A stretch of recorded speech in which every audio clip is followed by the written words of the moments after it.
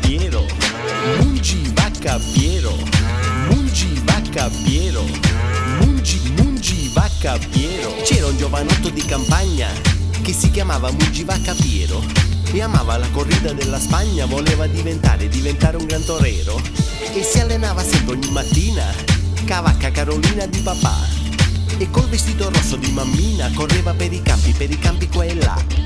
Mungi vacca Piero, mungi vacca Piero, mungi vacca Piero, mungi vacca Piero, mungi vacca Piero, mungi vacca Piero, mungi vacca Piero, mungi vacca Piero. Un giorno vinse un viaggio per la Spagna, tutto pagato solo per l'andata.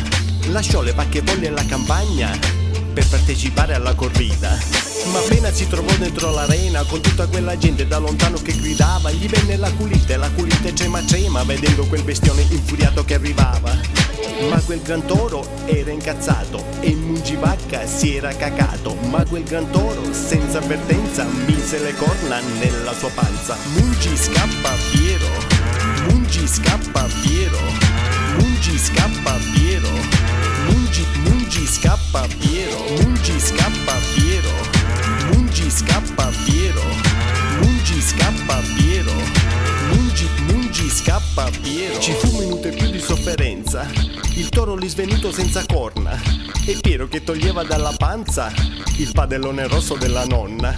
Si era salvato da quelle corna con la padella della sua nonna e da quel giorno il mondo intero lo battezzò col nome vero. Scorna vacca Piero, scorna vacca Piero, scorna vacca Piero, scorna vacca Piero, scorna vacca Piero, scorna vacca Piero, scorna vacca Piero, scorna vacca Piero. C'era un giovanotto di campagna che si chiamava Mungi vacca Piero e amava la corrida della Spagna, voleva diventare un gran torero.